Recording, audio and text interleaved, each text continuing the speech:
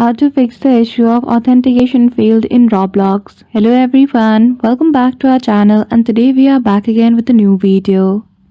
So without any delay, let's get into it. For that, firstly open Run. So you can either tap and hold on the window icon in taskbar and choose the option of Run, or simply use the shortcut key Window plus R to open the Run tab. Once the Run tab opens, simply type app data and click on OK. Now here you need to delete the app data of Roblox. So search for Roblox application in app data, right click on it and from the menu choose the option of delete.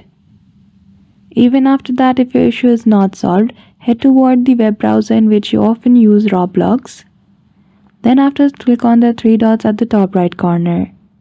Go to settings, go to all sites and search for Roblox. Beside its name, click on delete and clear the cache for this application. And sometimes collected cache can also affect the performance of website.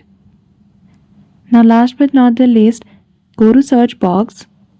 In startup menu, type add or remove program. Click on the first option, search for Roblox and uninstall the app.